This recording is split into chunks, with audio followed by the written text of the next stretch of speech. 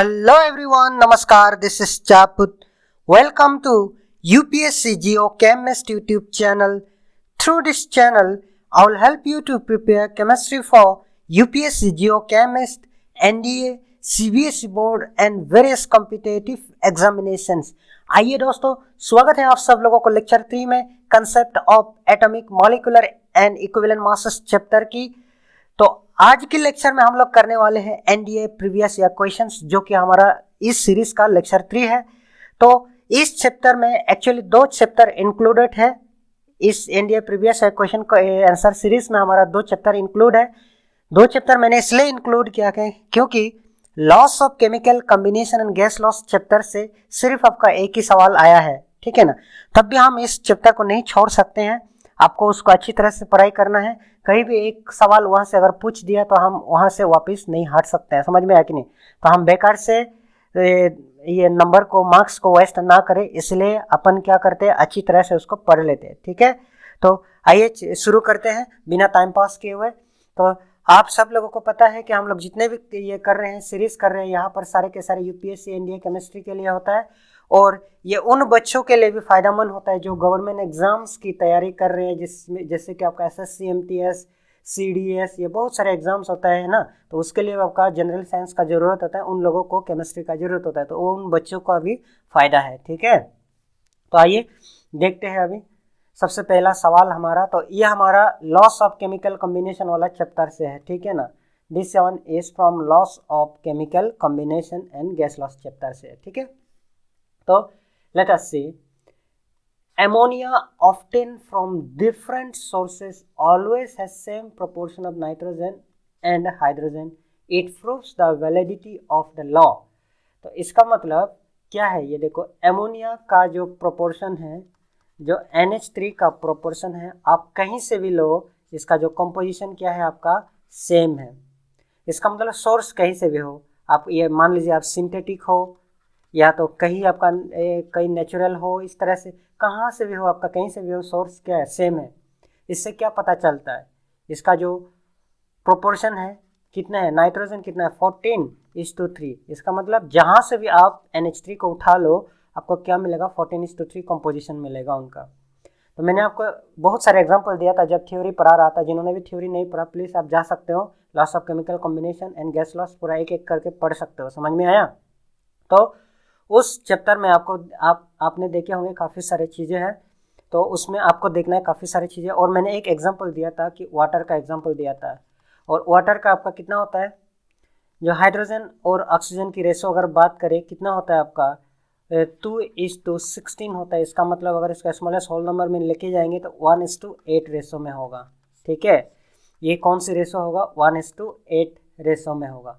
तो इसका मतलब ये है कि आप पानी जहाँ से भी लो, समुंदर का पानी लो, रेन वाटर लो, या तो आपका तालाब की पानी लो, कहीं का भी पानी लो, no problem, but the composition will be constant, the composition will be same, that is 1:8 composition, 1:8 composition, clear, okay, that means it is the law of constant proportion. So law of reciprocal, no constant proportion, yes, not a multiple, none of that. So that means आपका option B होगा इसमें, clear है। So option B, that is law of constant proportion, okay. So चलिए आगे बढ़ते हैं। Which one among the following equation is correctly balanced?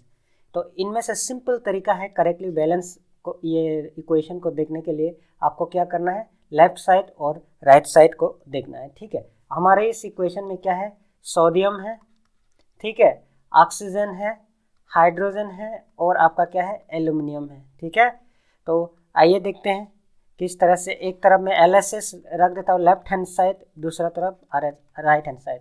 अगर ये दोनों टॉली कर गया, left hand side is equal to right hand side, इसका मतलब आपका इक्वेशन क्या है, बैलेंस है। तो सबसे पहला केस में देखते हैं, n है कितना है, 1, n है 1। तो उसके बाद इधर n है कितना है, 2। तो इसका मतलब ये इक्वेशन हो ही नहीं सकता, पहला ही स्टेज में ये गया, ठीक है। तो इसमें n है कितना है, 2, इसमें n है कितना है, 2, ओके, ये चांसेस है, n है 2, n है 2, ठीक है। उसका बाद ऑक्सीजन, ऑक्सीजन कितने हैं इसमें, 2 ऑक्सीजन, इसका मतलब 2 ऑक्सीजन प्लस 2 ऑक्सीजन, कितना है, 4 ऑक्सीजन, 4 ऑक्सीजन। तो यहाँ पे देखते हैं 2 2 4, 4 ऑक्सीजन, ठीक है। देन हाइड्रोजन की बात करते हैं, 2 इंटू 1 हाइड्रोजन का 2 हाइड्रोजन प्लस 2 ज़र 4, 4 प्लस 2 कितना 6 हाइड्रोजन। यहाँ पर लेफ्ट साइड में आपका 6 हाइड्रोजन, राइट साइड में 3 2 ज़र 6 हाइड्रोजन, ठीक है। देन उसके बाद राइट हैंड साइड की बात और उसके बाद एल्यूमिनियम की बात करते हैं। कितना एल्यूमिनियम है यहाँ पे 2 एल्यूमिनियम, यहाँ पे कितना है 2 1 ज़र 2, 2 एल्यूमिनियम, तो 2 2 समझ में। तो left hand side is equal to right hand side, hence आप क्या कह सकते हो, हेंस इक्वेशन इज बैलेंस्ड, ठीक है। कौन सा इक्वेशन आपका, ऑप्शन 2 इज प्रॉपरली बैलेंस्ड। आई बात समझ में, क्लियर है आप सब लोगों को। Okay next, Which one among the following is the equivalent weight of sulfuric acid? तो इसमें मैंने काफ़ी चीज़ें पढ़ा दिया है इसी चैप्टर में, ठीक है ना। तो आप जा सकते हो चैप्टर 4 में, यूनिट 4 में, ठीक है। तो वो जिन्होंने भी मेरे इस लेक्चर में पहली बार आए हैं, तो आपको थ्योरी अगर ख़त्म करना है, थ्योरी अगर अच्छी तरह से समझना है, तो आप जा सकते हो ये यूनिट 4 में, ठीक है। एनडीए केमिस्ट्री यूनिट 4 में मेरा प्लेलिस्ट में विजिट करके, समझ में आया कि नहीं। ओके, तो इसमें क्या कर सकते हो आप, इक्विवेलेंट वेट को निकालने के लिए बहुत सारे तरीका होता है इक्विवेलेंट वेट निकालने के लिए। तो ये आपका एसिड है H2SO4। सबसे पहले अपन क्या करेंगे, इसका मॉलिक्यूलर मास को निकालेंगे, ठीक है। तो मॉलिक्यूलर मास क्या होगा, 2 हाइड्रोजन है प्लस 1 सल्फर है और आपका 4 ऑक्सीजन है, ठीक है। तो 2 इंटू 1 प्लस 32 प्लस 4 इंटू क्या होगा ऑक्सीजन, ठीक है। तो 4 इंटू 16 होगा, ठीक है। तो 2 1 ज़र 2 प्लस 32 प्लस 6 मतलब 6 4 ज़र 24, 4 1 ज़र 4, ये 64 हो गया। तो ये कुल मिला के आपका कितना है 98 ग्राम पर मोल है, ठीक है, 98 ग्राम पर मोल। नाउ यहाँ पे देखिए हम क्या कैलकुलेट करते हैं, basicity of acid, basicity of acid, what does it mean. Basicity of acid का क्या मतलब होता है, इसका मतलब number of replaceable hydrogen ion, basicity of ion मतलब नंबर ऑफ रिप्लेसेबल क्या होता है आपका H प्लस आयन, ठीक है। Number of replaceable H plus ion, उसी को हम लोग क्या कहता है, बेसिसिटी ऑफ एसिड, समझ में आया ना। तो बेसिसिटी ऑफ एसिड कितना है आपका 2, कितना है 2। देयरफॉर हम इक्विवेलेंट वेट पूछा क्या है, इक्विवेलेंट वेट 8 लिखा हुआ है, इक्विवेलेंट वेट है, ठीक है, ये इक्विवेलेंट वेट है। तो इक्विवेलेंट वेट को अपन कैसे कैलकुलेट कर सकता है, equivalent weight is equal to उसका मोलर मास डिवाइडेड बाय, ये एसिड है तो इसलिए आपका बेसिसिटी ऑफ क्या होगा आपका एसिड होगा, समझ में आया। तो ये क्या होगा 98 डिवाइडेड बाय आपका कितना होगा 2 इज इक्वल टू आपका क्या होगा 49, समझ में आया। तो 49 कहीं पर है, तो ये ऑप्शन डी है आपका आंसर, समझ में आया, क्लियर है। इसका आंसर आपका कितना होगा 49, ठीक है। तो आइए और आगे बढ़ते हैं। The number of aluminum ions present in 54 gram of aluminium, जिसका एटॉमिक वेट दिया गया है, ठीक है। तो आप सब लोगों को पता है, मैंने एक तरीका बताया था किस तरह से निकाले जाते हैं। अगर आपको मास दिया गया, मास से हम आराम से क्या निकाल सकते हैं, मोल्स से क्या निकाल सकते हैं, मॉलिक्यूल्स से नंबर ऑफ एटम्स निकाल सकते हैं, कोई परेशानी नहीं, समझ में आया। तो मास कैसे, गिवन मास डिवाइडेड बाय क्या करते हैं, मोलर मास, ठीक है। मोल्स क्या करते हैं, मोल्स से अगर मॉलिक्यूल्स जाना है, मोल्स इनटू क्या करते हैं एवोगैड्रो नंबर, और यहाँ से मॉलिक्यूल्स इनटू एटॉमिसिटी करते हैं, एटॉमिसिटी मतलब नंबर ऑफ एटम्स, ठीक है। ओके लेट अस सी, इसको सॉल्व करके देखते हैं। अभी सबसे पहले आपको मास दिया गया, मास कितना दिया आपको 54 ग्राम दिया, और इसका मोलर मास कितने हैं हम सब लोगों को पता है 27, ये भी दिया गया है, ठीक है। अगर दोनों दिया गया तो हम मोल्स आराम से निकाल सकते हैं। मोल्स कैसे निकाले, गिवन मास डिवाइडेड बाय क्या होगा मोलर मास, गिवन मास कितना है 54, इसका मोलर मास कितना है 27, इक्वल आपका कितना है 2 मोल्स, ठीक है। सो 2 मोल्स, इसका मतलब मोल से अभी हम क्या निकालना है, मॉलिक्यूल्स निकालना है ना, एटम्स निकालना है। तो एटम्स वही एटॉमिसिटी है, तो मॉलिक्यूल्स के बराबर एटम्स होगा, इसीलिए कि क्योंकि ये एक ही एटम्स है, समझ में, एक ही एटम है। तो हम क्या कर सकते हैं 2 इंटू एवोगैड्रो नंबर, इसका मतलब 2 इंटू 6.02 2 इंटू 10⁻23, तो इस इक्वल तो आपका क्या होगा 2 2 ज़र 4, 2 2 ज़र 4, ये 0 होगा 0.26 ज़र कितना है 12, ठीक है, इंटू 10⁻23। तो अगर मैं यहाँ पर ऑप्शन ऐसा है क्या, नहीं। तो अगर इसको 1.2044 इंटू 10⁻24 करूँ तो है ऑप्शन 24, ये नहीं है, 1.1 ये नहीं है, ये नहीं है, ये नहीं है, इसका मतलब ये है, समझ में आया, इतना क्लियर है आपको। तो अच्छी तरह से आपको ध्यान रखना है, ये सारे क्वेश्चन इंपॉर्टेंट है, इस तरह के सवाल कहीं से भी पूछा जा सकता है क्वेश्चन को थोड़ा सा मोड़ के, ठीक है। ओके, तो ये आपका ऑप्शन है 1.2 × 10⁻²4, ठीक है। Then next, consider the following balanced equation, ये बैलेंस इक्वेशन है आपको, ठीक है। तो CO + O2 2CO2, ठीक है। तो इस इक्वेशन को मद्देनजर में रखते हुए आपको क्या करनी है, ये दिया गया ऑप्शन को चूज करना है।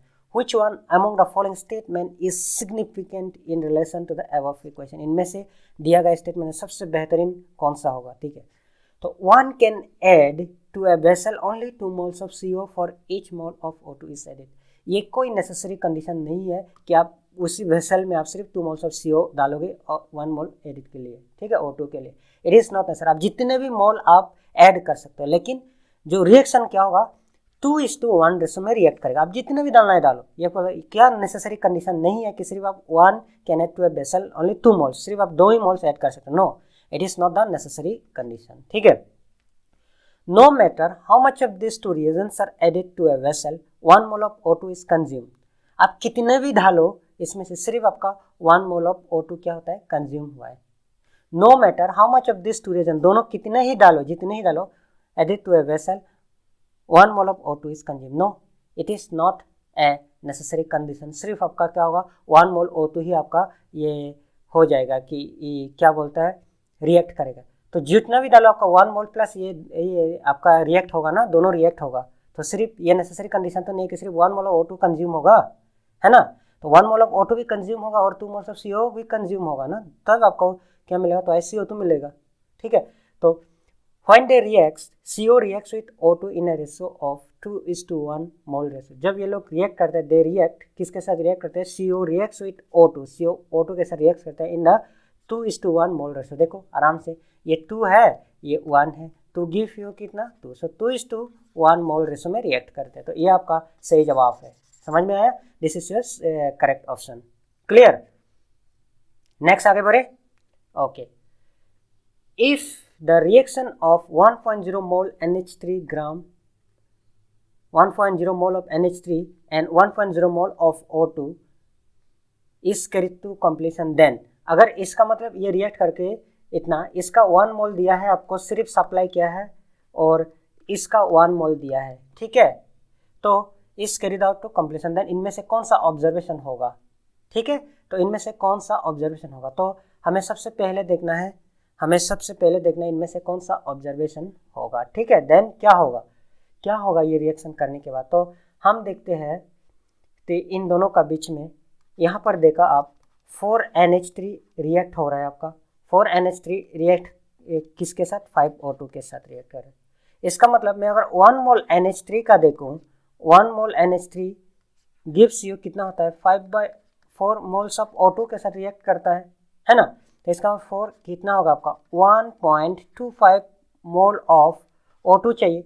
इसका मतलब अगर इसका 1 मोल दिया आपने, 1 मोल NH3 अगर सप्लाई दिया, तो आपको 1.25 मोल्स O2 होना पड़ेगा, तब आपका ये इस तरह का प्रोडक्ट का फॉर्मेशन होगा, अदरवाइज नहीं होगा, है ना। तो स्टोइकियोमेट्री अगर कंप्लीट नहीं होगा तो अच्छी तरह से रिएक्शन हो नहीं पाएगा। तो उस हिसाब से अगर देखा जाए, इसका 1 मोल अगर दिया, इसका मतलब इसमें 1.25 मोल का जरूरत था, है ना, लेकिन हमें सप्लाई कितना क्या है 1 मोल। तो लिमिटिंग रिएजेंट कौन सा होगा आपका, तो लिमिटिंग रिएजेंट कौन सा होगा, यही होगा, ठीक है। So it is the limiting, that means ये इससे पहले ये पूरा रिएक्ट हो जाएगा। तो all the O2 is consumed, all the O2 is consumed, समझ में आया। तो इससे पहले मैंने काफ़ी बार पढ़ाया था, मैंने कहा था कि ये एग्जाम्पल दिया था लिमिटिंग रिएजेंट में, ठीक है ना, एक रेसिपी का एग्जाम्पल दिया था।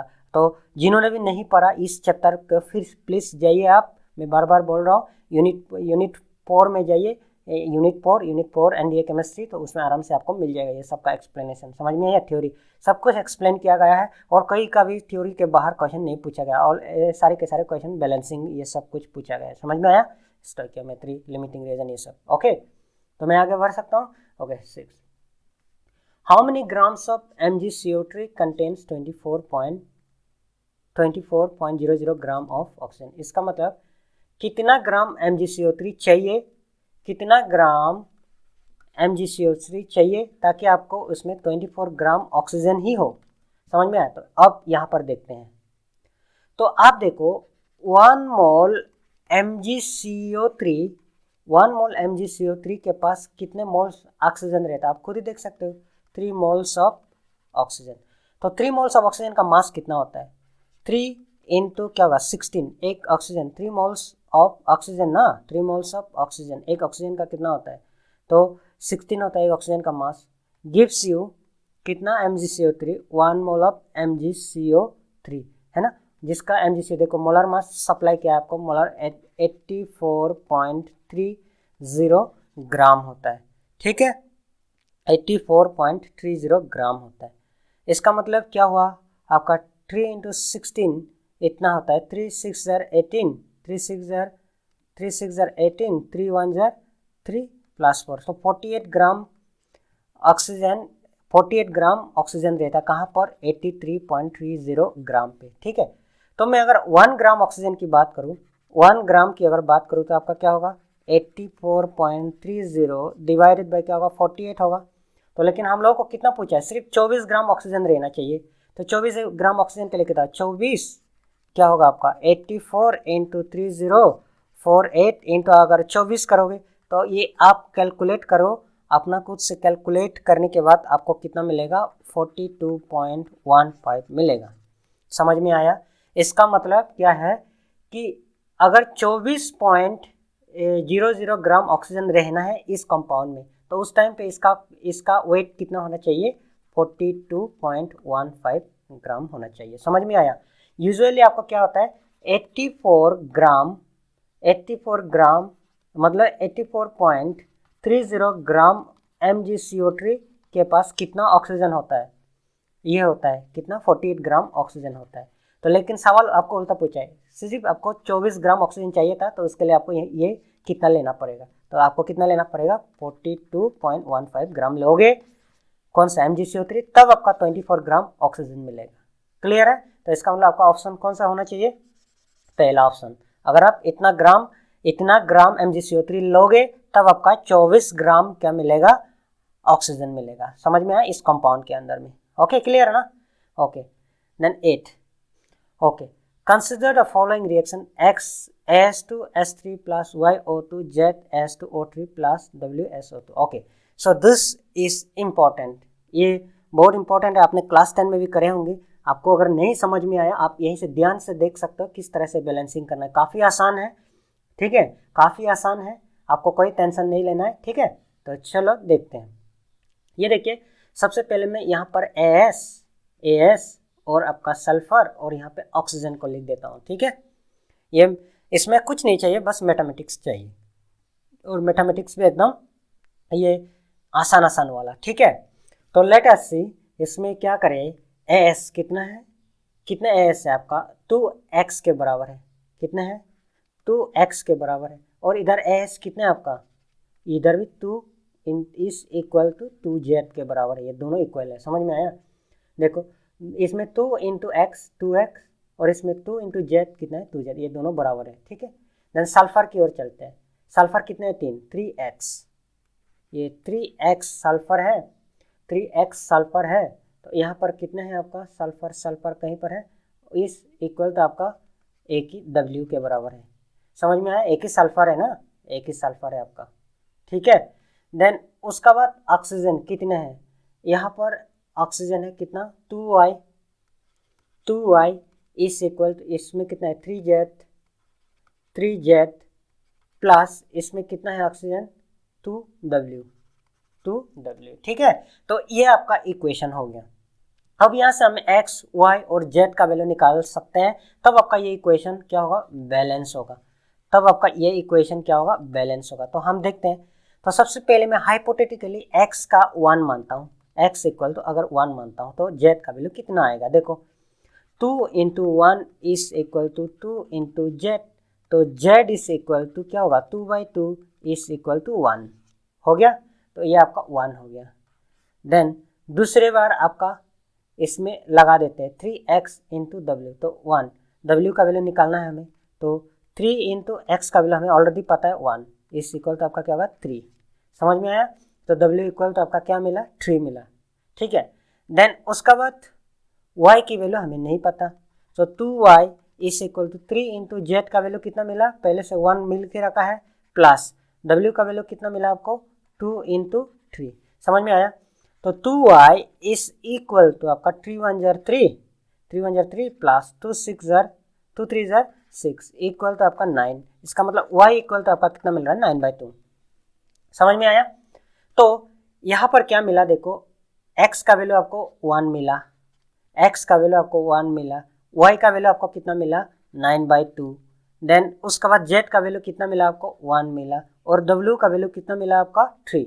ठीक है, तो इसका मतलब आपका इक्वेशन कैसे हो रहा है आपका x as2, तो सॉरी मतलब आप क्या कह सकते हैं as2 s3 प्लस y02 जाके आपका y02 वेट प्लेस, इसमें आपका 9/2 होगा। ठीक है, मैं फिर से नया लिख देता हूँ, as2o3 प्लस y की जगह पर हमें क्या मिला 9/2o2 मिला, 9/2o2 मिला, तो जाके आपका z का वैल्यू कितना मिला 1। इसका मतलब s2o3 प्लस आपका कितना होगा WSO2, w का कितना मिला 3SO2। ठीक है, तो इस तरह का कोई ऑप्शन है कि हमारे पास y का कितना 9/2, इसमें क्या है 9। ओके, तो हम क्या कर सकते हैं, अगर इसमें मैं 2 से मल्टीप्लाई कर दूं, ये सारे के सारे क्या होगा 2 आएगा, तो ये 2 कट जाएगा, बाकी सारे ये 2, ये आपका क्या बनेगा 6 बनेगा। समझ में आया?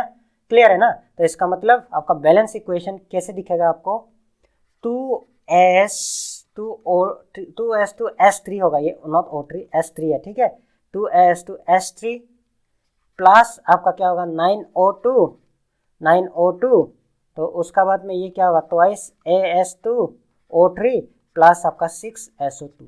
तो अगर ये इसको आप ये करोगे, ये कंप्लीट बैलेंस इक्वेशन है। समझ में आया? देखो कितना 2s 4s, यहाँ पर 4s, कितना ऑक्सीजन है आपका 2 9 जार 18 ऑक्सीजन है, ये 6 2 जार 12 प्लस 2 3 जार 6, 12 प्लस 6 18 ऑक्सीजन हो गया। देन उसका बाद आपका सल्फर कितना है 2 3 जार 6 सल्फर, और यहाँ पे 6 सल्फर, बस दिस इज बैलेंस इक्वेशन। तो कोएफिशिएंट आपका y का वैल्यू कितना मिला, y का वैल्यू कितना मिला 9, तो आपका ऑप्शन कौन सा होगा 9। क्लियर है? आई बात समझ में? आई बात समझ में सबको? देखो 9 है, तो ये आपका, अगर आपको नहीं समझ में आया देखो क्या करना है, सबसे पहले आपको ये इक्वेट करो, इस तरह से इक्वेट करने के बाद किसी एक वैल्यू को 1 मानो, उसके बाद बाकी वैल्यू आराम से आपको मिलते जाएगा, उसका ऑटोमेटिकली ये बैलेंस हो जाएगा। आप खुद ही चेक करके देखो, एक बार अपना खुद से करके देखो, आपको आसान लगेगा। समझ में आया कि नहीं? क्लियर है? ओके, नेक्स्ट, एक कंपाउंड है जिसका आपका X2O3 है। ठीक है, X2O3 contains 31.58% oxygen by weight. इसका मतलब कौन सा हो रहा है आपका वेट बाय वेट, और आप मास बाय मास भी कह सकते हो इसको। समझ में आया? मास परसेंट कह सकते हो, वेट बाय वेट और mass by mass. The atomic mass of X is, तो X का एटॉमिक मास कितना होना चाहिए? ठीक है ना, तो हम एटॉमिक मास का वेट बाय वेट कर रहे हैं, तो मैं एक मानता हूँ, लेट मैं आपका क्या करता हूँ, लेट आपका x इक्वल तो आपका क्या होना चाहिए x होना चाहिए। ठीक है, लेट x इक्वल तो आपका यहाँ पर क्या होना चाहिए x मान लेता हूँ। समझ में आया? जो ये x इसका है x है, समझ में? बट हियर इसमें कितना है, तो मास परसेंट अगर मैं निकालना चाहूँ अभी, इसका मास परसेंट कैसे निकालूँ मैं अभी पता है, तो x कितना है आपका 2 बार है, तो इसलिए देयरफॉर ये आपका क्या होगा 2x होगा। समझ में आया? x 2 है इसलिए 2x होगा। तो अगर इसका मास परसेंट में निकाल दो क्या होगा 2x डिवाइडेड बाय आपका क्या होगा 2x प्लस आपका कितना होगा इसका मास, टोटल मास कितना होगा आपका, ये 3 ऑक्सीजन है ना, 3 ऑक्सीजन, तो ऑक्सीजन का 3 × 16 इज इक्वल तो आपका कितना होगा 48, तो इसमें आपको कितना होगा 48 × 100। ठीक है, तो यही बोला एक कंपाउंड X2O3 कंटेन्स 3.58% आपका ऑक्सीजन बाय वेट। ठीक है, तो इतना है, तो अगर इतना ऑक्सीजन है तो बाकी इसका कितना होगा, है ना, तो इसका निकालते हैं हम लोग। ऑक्सीजन का परसेंटेज अगर 31.58% है तो X का परसेंटेज क्या होगा, इसका माइनस करो, 100 से माइनस करेंगे तो हमारा कितना आएगा 68 पॉइंट आपका कितना आएगा 42 आएगा। ठीक है ना, 100 से माइनस करोगे तो 68.42 आएगा। इसका मतलब ये कितना, इसका परसेंटेज 68.42 हो गया। ठीक है, तो हम इसको सोल्व कर सकते हैं आसानी से, तो ये कितना होगा आपका 200x हो गया आपका, ये 200x इज इक्वल टू, तो 68.42, ये 68.42 आपका 2x प्लस क्या होगा 48 होगा, है ना। तो ये आपका 200x is equal to 200x is equal to आपका कैसे होगा ये, हाँ जी, तो 68.42 इसको मल्टीप्लाई करने के बाद हमें कितना मिलेगा 68, 130, 136, ओके। तो इसमें हमें कितना मिलेगा 68.42 136.84x प्लस 68 ये करने के बाद हमें कितना मिलेगा 3284.16 मिलेगा, ठीक है। तो आप ये कर दिया, देन उसके बाद ये देखो 200x माइनस आप क्या कर सकते हो 136.84x इज इक्वल टू आपका किसके बराबर होगा 3284.16 होगा। तो इसको माइनस करने के बाद आपको कितना मिल रहा है 63.16x इक्वल टू 3284.16, तो x is equal to 3284.16 divided by क्या होगा 63.16। तो कैलकुलेट करने के बाद हमें कितना मिलता है अप्रॉक्सीमेटली, ये क्या ये 51.99, तो इसका अप्रॉक्सीमेटली क्या होगा 52 के बराबर होगा। समझ में आया, इसका मोलर मास कितना होगा 52। तो यहाँ पे कोई ऑप्शन है आपका 34, 45, 52, ओके। तो ये होगा आपका अप्रॉक्सीमेटली 52। क्लियर है, तो ये इसका आंसर है। आई बात समझ में, ये 9 है, ठीक है। देन उसके बाद 10 का देखते हैं, what is the number of moles of H2 required to saturate 1 mole of benzene. 1 mole of benzene मतलब क्या होता है, ये 1 मोल ऑफ बेंजीन है, तो ये अनसेचुरेटेड कंपाउंड है। अब हमें इसको कंप्लीटली अगर सेचुरेट करना है तो हमें कैसे लेके जाना पड़ेगा, इस तरह से बनेगा सेचुरेट, नो डबल बॉन्ड। तो अगर डबल बॉन्ड नहीं होगा, इसमें एक हाइड्रोजन, इसमें एक हाइड्रोजन, इसमें एक हाइड्रोजन, इसमें एक होगा, इसमें एक, इसमें एक, इसमें एक, इस तरह से दो दो दो दो हर जगह पे होगा, 12 हाइड्रोजन होगा, ठीक है। अभी फिलहाल इसके पास में सिर्फ एक एक हाइड्रोजन है क्योंकि ये बेंजीन है ना, तो इसके कितने मोल हाइड्रोजन चाहिए तब आपका ये होगा, कितना हाइड्रोजन का जरूरत है ये बनने के लिए, तो +3 अगर H2 करेंगे तो 3 2 कितना 6, तो इसका मतलब 3 मोल्स ऑफ हाइड्रोजन चाहिए उनको, कितना 3 मोल्स ऑफ हाइड्रोजन, ठीक है। आई बात समझ में, क्लियर है ना सबको, तो 3 मोल्स ऑफ हाइड्रोजन की जरूरत होता है, ठीक है। तब आपका ये कंप्लीटली, ये आपका अभी अनसैचुरेटेड है, ये आपका अनसैचुरेटेड है, और ये आपका क्या है सैचुरेटेड है, अनसैचुरेटेड है, ये आपका सैचुरेटेड है, ठीक है। देन 11वीं, which one of the following has different number of molecules, इनमें से कौन सा है जिसके पास में डिफरेंट नंबर ऑफ मॉलिक्यूल्स रहेगा। तो देखते हैं, तो सबसे पहला ए कैसे करेंगे, 3 ये आपका 3 ग्राम क्या है ऑक्सीजन है ना, 3 ग्राम क्या है आपका ऑक्सीजन, 3 ग्राम हाइड्रोजन दिया है, 3 ग्राम आपका क्या दिया है हाइड्रोजन दिया है। तो कैसे करें हम इसको, 3 ग्राम अगर हाइड्रोजन है तो 3 हाइड्रोजन का मास कितना है 2, 3/2 इंटू ये मोल्स निकल जाएगा, इंटू अगर एवोगैड्रो कर दो तो आपका क्या होगा 3/2 Na होगा। तो अगर बी की बात करूं, बी में क्या है 48 ग्राम ऑफ ऑक्सीजन, कितना है 48 ग्राम ऑफ ऑक्सीजन। तो इसका मतलब क्या होगा, ऑक्सीजन का कितना होता है 32 होता है ना, ऑक्सीजन का कितना होता है, तो 48 डिवाइडेड बाय क्या होगा आपका ऑक्सीजन 32 होगा, तो 32 मतलब क्या होगा 16 2 16 3 इंटू Na कर दूं तो ये भी आपका 3/2 Na होगा। समझ में आया।